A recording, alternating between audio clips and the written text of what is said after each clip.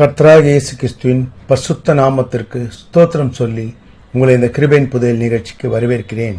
Episode 1லிருந்து 96 வரைக்கும் பார்க்காதவங்க பாருங்க. நிச்சயமா அவங்களோட இருதயத்தை தொடர்ந்து நம்புறேன். இந்த வார்த்தைகள் நம்ம பேசுகிற விஷயங்கள் எல்லாம் போன எபிசோட்ல ஜீசஸ் எப்படி வல்லமையா பேசினாரு, எப்படி அவங்க வாக்குவாதம் பண்ணாங்க, அவர் எப்படி பதில் கொடுத்தாரு, இதெல்லாம் நம்ம பார்த்தோம். இப்போ அதே ஆண்டவர் பாருங்க, வேதபாரகர் பரிசேயர் இவங்கெல்லாம் அவர் மேலே குற்றம் கண்டுபிடிக்கிறதையும் அவர் ஏன்னா அவர் சக மனுஷனாக தானே இருக்காரு, அப்படி இருக்கும்போது இவர் எப்படி இப்படியெல்லாம் அவர் ஒரு அதிகாரத்தோடு பேசுகிறாரு அப்படின்றது அவங்களுக்கு ஒரு குழப்பம். அதனால தான் அவங்க என்ன பண்ண அவங்க அவரை பேசுறது அவங்களால அக்செப்ட் பண்ணிக்க முடியல. அதுதான் வாக்குவாதம். இப்போ பார்ப்போம். யோவான் 8ஆம் அதிகாரத்தில் அப்படியே தொடருவோம். 23ஆம் வசனம். அவர் அவர்களை நோக்கி, நீங்கள் தாழ்விலிருந்து உண்டானவர்கள். தாழ்விலிருந்து உண்டானவர்கள்னா அவர் தவறாக சொல்லலை. இந்த உலகத்தில் தகப்பன் தாய் மூலமாக நாம் பிறகுறோம் இந்த பூமியில், அதை தான் அவர் தாழ்விலிருந்து உண்டானவர்கள்னு சொல்கிறார். பூமியிலிருந்து உண்டானவங்க அது மனுஷங்க மூலமாக, தாய் தகப்பன் மூலமாக உலக பிரகாரம் உண்டானவங்க. ஆனால் நான் அப்படி இல்லைன்றதால தான் அந்த தாழ்விலிருந்து உண்டானவர்கள் சொல்கிறார். நம்மளை தாழ்த்தி அவர் சொல்லலை. நான் உயர்விலிருந்து உண்டானவன், ஏன்னா வானத்திலிருந்து வந்தவர். அவர் வானத்திலிருந்து வந்தவர். நாம் இந்த பூலோகத்தில் இந்த பூமியில் அவர் படைச்ச ஆதாம் மூலமா அந்த வம்சத்தில் ஆபிரகாம், ஈசாக், யாக்கோபு, தாவீது, இப்படி இந்த வம்சத்தில் வந்தவங்க நம்ம. அவரும் மனுஷனாக தான் பிறந்தாரு. ஆனால் பிறந்த முறையெல்லாம் வேற. உயரத்திலிருந்து வானத்திலிருந்து வந்தார். பசுத்தாவியானவரால கருவானவர் அவர். அதை தான் சொல்றாரு. நீங்கள் இந்த உலகத்திலிருந்து உண்டானவர்கள். பாருங்க, இப்ப கரெக்டா சொல்றாரு பாருங்க. நீங்கள் இந்த உலகத்திலிருந்து உண்டானவர்கள். இந்த உலகத்துல நம்ம இந்த உலகத்துல தானே உண்டானோம். மனுஷக்குள்ள அப்படியே ஏன்னா ஆண்டவருக்கு அப்புறம் அவரு நமக்காக வானத்திலிருந்து இறங்கி கல்வாரி சிலுவையில் பாடுபட்ட ரத்தம் சிந்து மரித்து நம்மளை மீட்டெடுத்து மீண்டும் 3ஆம் நாள்ல உயிர்த்து என்றென்றைக்கு வீட்டிற்குள்ளாக இருக்கிறார். அவர் பசுத்தாவியானவரா இப்போது நம்மளோட அசைவாடி கொண்டு நம்மளை வழி நடத்துறார். இன்னும் மீண்டும் வருவார். அவருடைய வருகையின் காலம் கூட சமீபமா இருக்கு. அதனால நாம இன்னும் ஆண்டவரை பற்றி கொண்டு வாழறதுல கவனமா இருக்கணும். ஆண்டோட வார்த்தைய, ஆண்டோட வசனத்தை ஆண்டவருக்கு நேசிச்சு துதிச்சு அவரை பற்றி கொண்டு வாழும்போது நம்ம வாழ்க்கை நிச்சயமா பாதுகாப்பா சமாதான சந்தோஷமா இருக்கும். பாருங்க என்ன சொல்றாருன்னு. நீங்கள் இந்த உலகத்திலிருந்து உண்டானவர்கள், நான் இந்த உலகத்திலிருந்து உண்டானவன் அல்ல. அதை தான் சொல்றார். ஏன்னா இவங்களுக்கெல்லாம் தெரியாது. இப்ப இது நடந்தது அவங்க மரியாதை அவங்களுக்கு தெரியும். ஜோசப் அவங்க அப்பாவா, இந்த உலக பிரகாரம் அப்பா அம்மா அவங்களுக்கு தெரியும். ஆனா மற்றவங்களுக்கு தெரியாது. இவருக்கு தெரியும். ஆண்டவர் தேவன் பிதாவுக்கும் பிதாவால அனுப்பப்பட்டவர். பிதாவும் குமாரனும் பரிசுத்தாவியமா இருக்கவர். அவர் தேவன். அவர் சொல்றார். ஆனா பல வகையில சொல்றார் அவரை பத்தி. ஆனா இவங்களால ஒன்னு புரிஞ்சிக்க முடியல, இன்னொன்னு ஏத்துக்க முடியல, அக்செப்ட் பண்ணிக்க முடியல. ஒரு மனுஷரா நம்ம கண்ணெதிர்க்க பிறந்து வளர்ந்துட்டு இவர் இப்படி எல்லாம் பேசுறாருன்னு சொல்லி அவங்க இவரை எதையாவது செய்யணும் இவரன்னு சொல்லிட்டு வகை தேடுறாங்க. பாருங்க, பாவமே இல்லாம பிறந்தவர், பரிசுத்தமான தேவன் அவர். அது இவங்களுக்கு புரிஞ்சிக்க முடியல. வானத்திலிருந்து வந்தவன்றத நான் உயரத்திலிருந்து உண்டானவன் சொல்றார். பாருங்க, பிதாவினத்துல நான் கண்டதை நான் செய்யறேன், நீங்க உங்க பிதா கிட்ட கண்டதை செய்றீங்க. சரிதானே? ஏன்னா நாம அம்மா அப்பா சொல்றத நம்ம செய்யறோம். சின்ன குழந்தையா வளரும்போது அம்மா அப்பா நம்ம சொல்லி கொடுக்கறது, அவங்ககிட்ட நம்ம பாக்குறது, இதுதான் நாம செய்யறோம். அது அவர் சொல்றார், நீங்க அதை செய்றீங்க. கரெக்டா சொல்றார். நான் அப்படி இல்லை. அதுக்கப்புறம் பாருங்க, ஒத்துக்க மாட்டாங்க. பிதாவினத்துல கண்டதை செய்யறன்றது அவங்களால அக்செப்ட் பண்ண முடியல. பாருங்க என்ன சொல்றாங்கன்னு.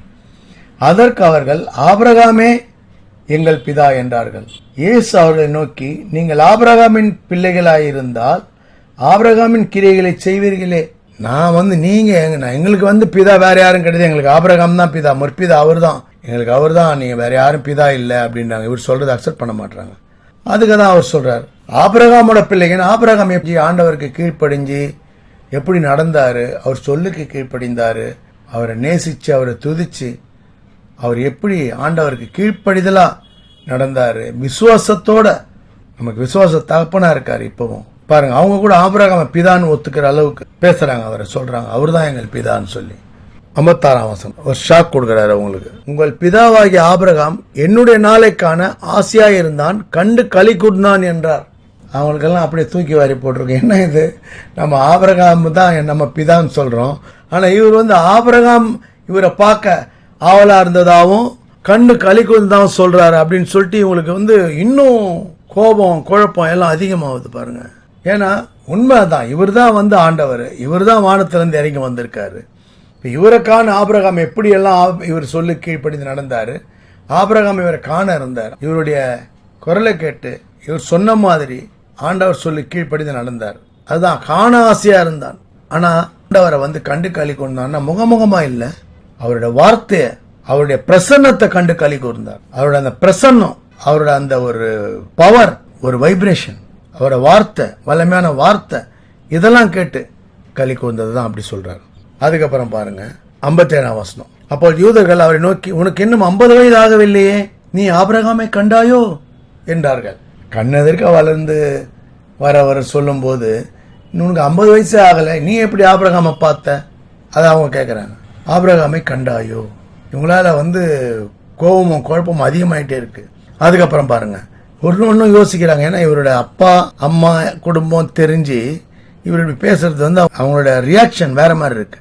அப்புறம் பாருங்க 58. அதற்கு இயேசு, ஆபிரகாம் உண்டாகிறதுக்கு முன்னமே நான் இருக்கிறேன். இன்னும் பெரிய ஷாக் கொடுக்கிறார்.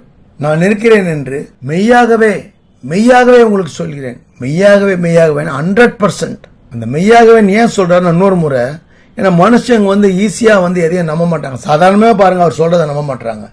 மெய்யாகவே மெய்யாக உங்களுக்கு சொல்கிறேன்னு சொல்றார். நான் தான் பிதா, நான் தான் குமாரன், நான் தான் பரிசுத்தாவி. ஏன்னா ஆபிரகாம் உண்டாகிறதுக்கு முன்னாலே நான் இருக்கிறேன் அப்படின்னு சொல்றார். நாம கூட பாருங்க, இப்ப யாராவது சின்ன வயசுல இருந்தே பார்த்து ஒரு பெரிய ஆளா, அவங்க ஒரு கலெக்டராவோ இல்லை ஒரு சில பேர் அக்செப்ட் பண்ணிக்க மாட்டாங்க.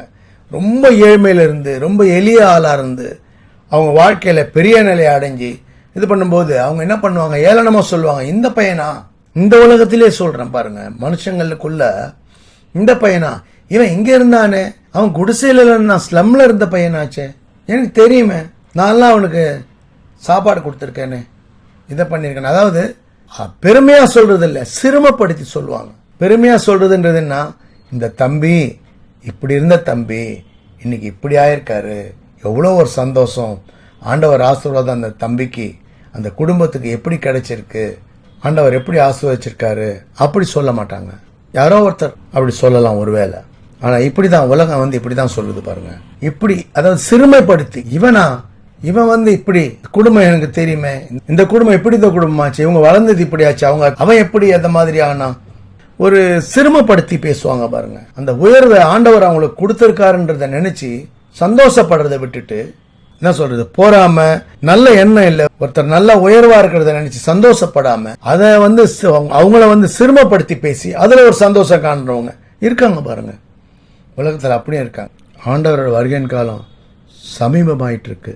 அதனால நாம ஆண்டவர் நம்மளை எப்படி பாதுகாத்து நடத்துறான்றதை நினைச்சு ஆண்டவரை முழு இருதயத்தோடும் முழு பலத்தோடும் முழு ஆத்மாவோடும் துதித்து அவரை பற்றி கொண்டு வாழணும்.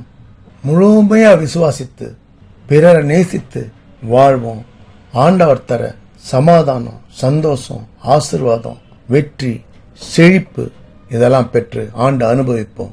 தொடர்ந்து வாட்ச் பண்ணுங்க. சப்ஸ்கிரைப் பண்ணணும்னு நினைக்கிறவங்க சப்ஸ்கிரைப் பண்ணுங்க. பிடிச்சிருந்தா லைக் பண்ணுங்க, ஷேர் பண்ணுங்க. அநேக இருதயங்களை தொடும்படி நிறைவுக்கு வருவோம். God bless you all. கர்த்தராகிய இயேசு கிறிஸ்துவின் வெளியேறப்பட்ட ரத்தத்திற்கு ஜெயத்தை ஏறெடுத்து அவருடைய பரிசுத்த நாமத்திற்கு ஸ்தோத்திரம் சொல்லி நிறைவு செய்கிறேன். நன்றி. தேங்க்ஸ் ஃபார் வாட்சிங். தேங்க்யூ.